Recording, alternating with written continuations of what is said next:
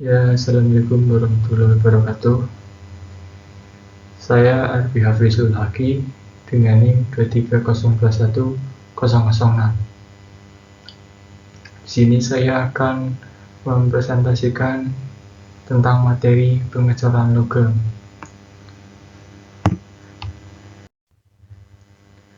Untuk yang pertama ada bahan pengecoran logam. Bahan pengecoran logam biasanya ada bahan fero, besi tuang, baja, besi cor putih, besi cor abu-abu, bahan non-fero, aluminium, tembaga, seng, timah, dan magnesium. Untuk bahan fero adalah bahan yang mengandung besi atau Fe sebagai komponen utama. Logam ferrous atau besi dan baja adalah jenis bahan fero yang paling umum digunakan dalam pengecoran logam. Untuk contoh gambar itu ada di sebelahnya. Untuk kelebihan bahan fero dan kekurangan bahan fero itu, untuk kelebihannya yang pertama ada kekuatan tinggi, terus ada tahan terhadap panas, terus yang ketiga kemampuan pemrosesan, dan juga ada kekurangannya. Untuk yang pertama berat, dan yang kedua mudah korosi. Untuk pengaplikasian bahan fero itu biasanya digunakan yang pertama ada pengecoran bagian-bagian otomotif seperti mesin dan rangka. Terus yang kedua ada pengecoran alat berat seperti komponen konstruksi dan peralatan pertanian. Untuk yang ketiga ada pengecoran alat dapur dan perabotan besi. Selanjutnya ada besi tuang atau cast iron. Besi tuang adalah logam fero yang memiliki tingkat karbon lebih tinggi daripada baja. Biasanya dalam kisaran 2-4% karbon. Ini membuatnya cenderung rapuh dan kurang kuat secara mekanis dibandingkan dengan baja. Untuk kelebihannya ada cetakan yang bagus, mudah dicor dalam berbagai bentuk, dan detail kompleks. Untuk yang kedua ada tahan terhadap korosi. Besi tuang dapat memiliki ketahanan yang baik terhadap korosi jika dilapisi, dan juga biaya rendah, lebih ekonomis daripada beberapa alternatif. Untuk kekurangannya kekuatannya rendah, kurang kuat daripada baja, dan kerapuhan, rentan terhadap retakan akibat tekanan tumpul. Untuk aplikasi digunakan dalam pembuatan komponen mesin, saluran air, serta bagian otomotif seperti blok mesin. Selanjutnya ada baja. Baja adalah logam fero yang mengandung karbon dalam jumlah yang lebih rendah daripada besi tuang. Biasanya kurang dari 2% karbon. Ini memberikan baja kekuatan dan ketangguhan yang lebih baik. Untuk kelebihan kekuatan tinggi. Baja memiliki kekuatan yang tinggi dan tahan terhadap tekanan. Terus dapat ditimpa. Baja biasa ditempa dan diubah dengan bentuk yang mudah. Untuk tahan terhadap korosi, tergantung jenisnya. Banyak jenis baja memiliki ketahanan yang baik terhadap korosi. Untuk kekurangannya itu ada berat, baja cenderung lebih berat. Untuk pengaplikasiannya biasanya pada otomotif, konstruksi, peralatan berat, dan masih banyak lagi. Untuk selanjutnya ada besi cor atau white cast iron. Untuk besi cor putih adalah jenis besi tuang yang memiliki struktur matriks perlit dan memiliki ketahanan yang tinggi terhadap aus dan goresan.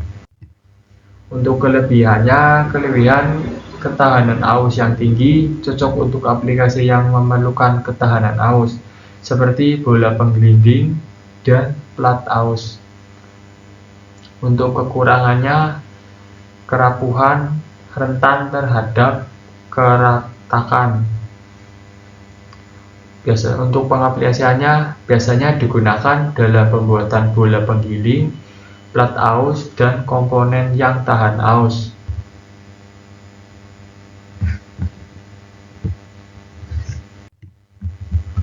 Untuk selanjutnya ada besi cor abu-abu atau gray cast iron. Untuk besi cor abu-abu adalah jenis besi tuang yang memiliki struktur grafit dalam matriks perlit atau ferrit. Ini memberi sifat-sifat yang unik. Untuk kelebihannya ada dapat dicor dengan mudah dicor dalam berbagai bentuk, ketahanan terhadap aus, cocok untuk aplikasi yang memerlukan ketahanan aus seperti blok mesin. Untuk kekurangannya ada rapuh, rentan terhadap keretakan. Untuk pengaplikasiannya biasanya digunakan dalam blok mesin, plat rem, pipa saluran air, dan juga masih banyak pengaplikasian yang lainnya. Untuk selanjutnya ada bahan non-ferro. Bahan non-ferro adalah bahan yang tidak mengandung unsur besi sebagai komponen utama. Beberapa contoh bahan non-ferro meliputi aluminium atau Ai, terus ada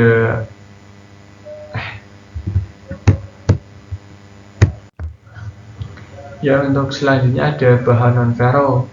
Bahan non-ferro adalah bahan yang tidak mengandung unsur besi sebagai komponen utama.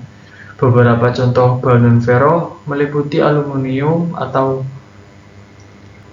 Al, terus ada tembaga atau Cu, terus ada seng, Zn, terus ada timah, Sn, dan magnesium, Mg.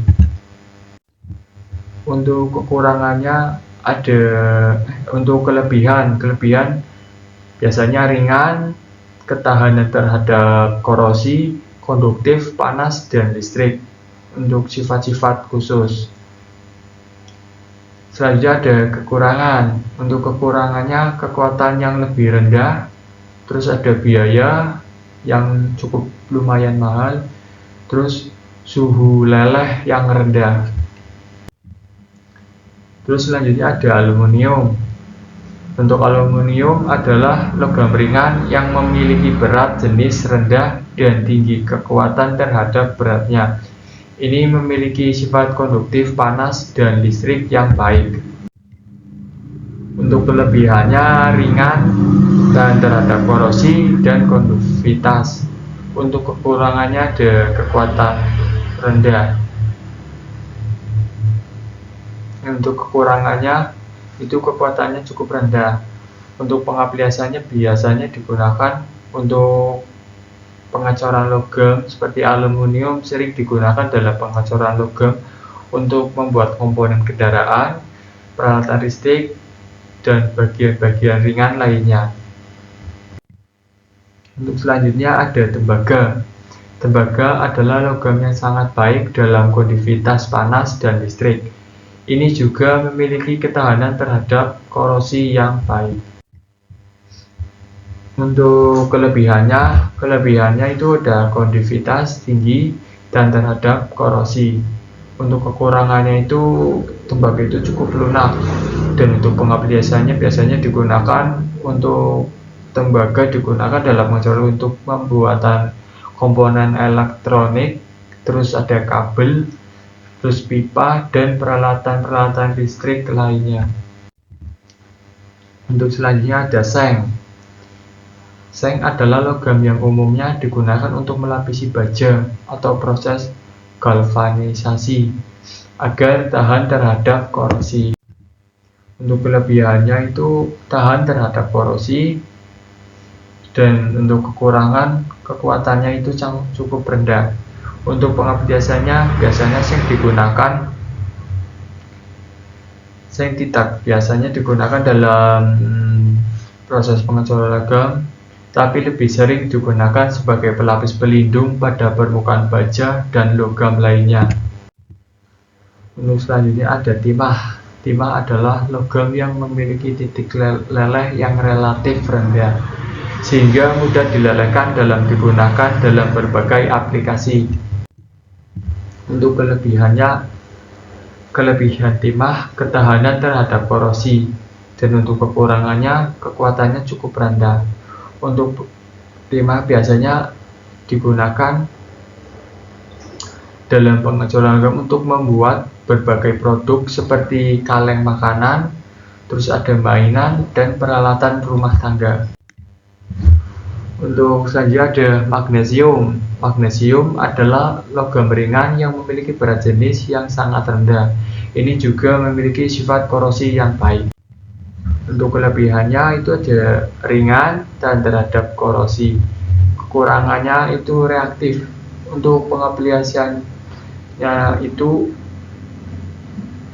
untuk membuat komponen-komponen otomotif, terus pesawat terbang, terus peralatan yang membutuhkan bobot yang ringan. Ya, untuk selanjutnya ada jenis-jenis pengecoran logam. Untuk pengertian pengecoran logam, proses manufaktur yang digunakan untuk membentuk berbagai produk atau komponen dengan cara mencairkan logam, menuangkannya ke dalam cetakan yang sesuai, dan kemudian memberikan logam tersebut mengeras dan mendingin sehingga membentuk bentuk yang diinginkan. Untuk proses pengecoran logam itu, yang pertama itu persiapan percetakan. Selanjutnya ada pencampuran dan pemanasan logam, terus kita penuangan logam, dan terusnya pemadatan logam, terus ada pemisahan dan pemberian produk jadi, dan untuk yang terakhir finishing dan pengecekan berkualitas. Untuk kelebihan pengecoran logam itu bentuk yang kompleks, efisiensi produksi, kemampuan menggunakan berbagai logam, akurasi geometri, dan yang terakhir biaya produksi itu lebih rendah. Untuk kekurangan pengecoran logam, biaya awal yang tinggi dan keterbatasan ukuran dan berat, toleransi yang ketat, permukaan kasar, pemakaian energi. Untuk proses pengecoran pasir, pengertian metode ini melibatkan pembuatan cetakan pasir yang digunakan untuk menuangkan logam cair ke dalamnya. Setelah logam mengeras, cetakan pasir dipecahkan. Untuk kekurangan tidak cocok untuk produksi massal, detail dan akurasi geometri terbatas. Untuk kelebihan murah, cocok untuk bentuk yang kompleks. Untuk pengaplikasiannya biasanya dalam pembuatan produk-produk berukuran besar seperti mesin, blok mesin, dan bagian kendaraan lainnya. Selanjutnya ada pengecoran investasi atau investment casting. Pada metode ini, pola produksi yang diinginkan dibuat dari lilin atau bahan yang larut dalam air. Cetakan logam dibuat dengan bentuk pola lilin dengan lapisan keramik lilin, kemudian dilebur dan digantikan oleh logam cair. Untuk kekurangannya, proses yang lebih rumit dan mahal, waktu produksi itu lebih lama. Kelebihannya itu akurasi geometri tinggi, permukaan yang halus. Untuk pengaplikasiannya biasanya digunakan dalam pembuatan perhiasan, komponen mesin presisi, dan produk-produk seni. Selanjutnya ada pengecoran tekanan atau die casting. Proses ini melibatkan penekanan logam cair ke dalam cetakan yang presisinya tinggi dengan tentuan tekanan tinggi. Kekurangannya, biaya cetakan tinggi, kurang cocok untuk logam dengan titik lebur tinggi. Dan untuk kelebihannya itu tingkat toleransi yang tinggi, produksi massal yang efisien, dan untuk pengaplikasiannya biasanya digunakan untuk komponen otomotif, casting elektronik, mainan, dan produk konsumen lain-lainnya. Terus kita ada pengecoran sentrifugal. Logam cair dituangkan ke dalam cetakan yang diputar dengan kecepatan tinggi. Gaya sentrifugal digunakan untuk mendistribusikan logam secara merata di sepanjang dinding cetakan. Untuk kekurangannya biasanya terbatas pada produk dengan bentuk silinder atau berbentuk toroid. Dan untuk kelebihan struktur logam yang padat dan homogen, tahan aus dan tahan korosi. Untuk pengaplikasiannya biasanya untuk pengecoran pipa, tabung, roda, dan benda-benda bentuk serupa. Terus kita masuk ke jenis-jenis tungku. Tungku pengecoran logam adalah peralatan yang digunakan untuk melelehkan logam padat dan mengubahnya menjadi logam cair yang siap untuk dicor ke dalam cetakan. Tungku induksi atau induction furnace. Tungku induksi menggunakan prinsip induksi elektromagnetik untuk memanaskan logam. Ini dicapai dengan menghasilkan arus listrik bolak-balik melalui kumparan induksi di sekitar logam yang menyebabkan pemanasan logam. Untuk kelebihannya pemanasannya cepat, kontrol suhu yang baik, efisiensi energi tinggi, ramah lingkungan, dan tidak menghasilkan polusi karbon. Untuk kekurangannya biaya awal tinggi, tidak cocok untuk semua jenis logam. Untuk pengaplikasiannya itu biasanya digunakan untuk industri logam, produksi baja, pengecoran logam, dan berbagai jenis lainnya. Untuk tungku busur listrik atau electric arc furnace. Tungku busur listrik menggunakan busur listrik untuk melelehkan logam. Ini menciptakan panas dengan memanaskan udara atau gas melalui busur listrik. Untuk contoh gambar itu ada di samping. Untuk selanjutnya ada kelebihan mampu melelehkan logam dalam jumlah besar, fleksibel dalam penggunaan berbagai jenis logam, pengaturan suhu yang akurat. Untuk kekurangannya ada konsumsi energi tinggi, memerlukan pemeliharaan reguler, bisa menghasilkan emisi dan polusi.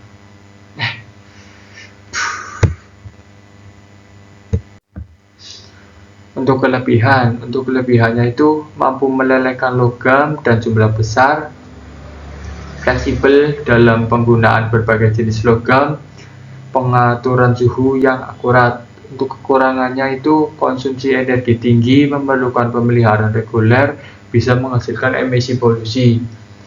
Untuk pengaplikasiannya itu biasanya digunakan industri baja, pengolahan limbah logam, daur ulang logam. Selanjutnya ada tungku gas atau gas furnace. Tungku gas menggunakan bahan bakar gas sepertinya propano atau metana untuk menghasilkan panas yang memerlukan untuk melelehkan logam. Untuk kelebihannya itu ada fleksibel dalam penggunaan berbagai jenis logam, biaya operasi relatif rendah, kontrol suhu yang baik. Untuk kekurangannya ada emisi gas buang, biaya gas yang fluktuatif. Untuk pengaplikasiannya itu biasanya digunakan pada berbagai jenis industri, produksi komponen logam, dan perhiasan. Terus ada tungku bahan bakar padat atau solid fuel furnace. Tungku bahan bakar padat menggunakan bahan bakar padat seperti kayu, batu bara, atau kokas untuk memanaskan logam.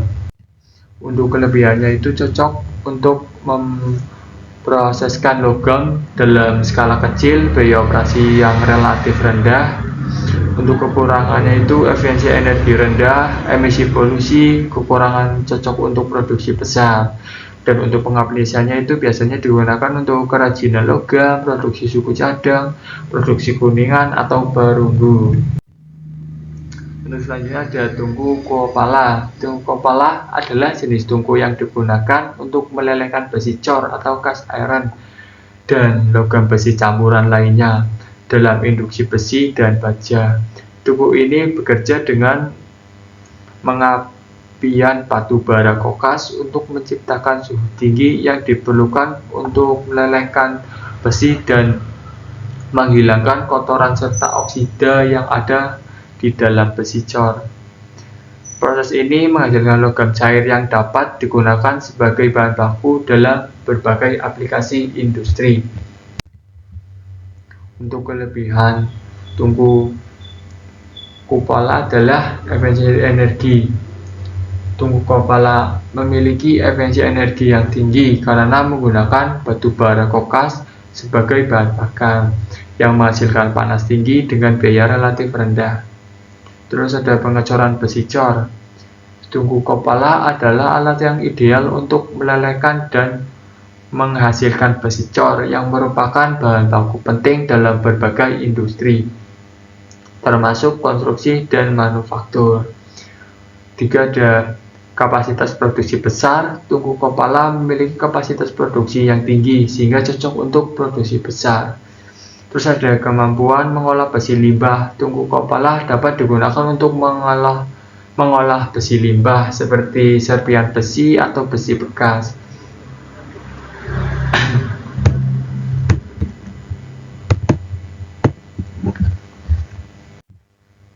Selanjutnya kekurangannya. Kekurangan tungku kopala itu yang pertama tidak cocok untuk logam non-ferrois.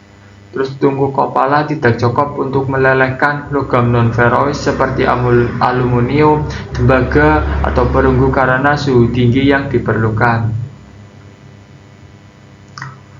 Yang kedua ada emisi polusi. Proses peleburan dalam tungku kopala menghasilkan emisi polutan udara yang dapat berdampak pada lingkungan dan kesehatan manusia. Yang ketiga, kualitas besi cor tidak konsisten. Kualitas besi cor yang dihasilkan dapat bervariasi tergantung pada kualitas bahan baku yang digunakan dan parameter proses. Yang keempat ada kebutuhan pemeliharaan tinggi. Tungku kopala memerlukan pemeliharaan yang cukup sering untuk menjaga kinerja optimalnya. Untuk pengaplikasian tungku kopala itu biasanya ada berbagai aplikasi industri, termasuk 1. Industri konstruksi. Besi cor yang dihasilkan digunakan dalam konstruksi untuk membuat balok, kolom, dan komponen struktur lainnya. Yang kedua ada industri manufaktur. Besi cor digunakan dalam pembuatan produk seperti mesin, peralatan peran, dan barang konsumen. Untuk yang ketiga ada industri otomotif. Besi cor digunakan dalam pembuatan komponen mesin dan bingkai kendaraan. Dan yang keempat, industri perkakas. Besi cor digunakan dalam pembuatan berkas dan peralatan pekerja. Untuk yang kelima itu industri pipa dan saluran. Besi cor digunakan dalam produksi pipa saluran, komponen saluran lainnya. Mungkin itu saja presentasi dari saya. Assalamualaikum warahmatullahi wabarakatuh.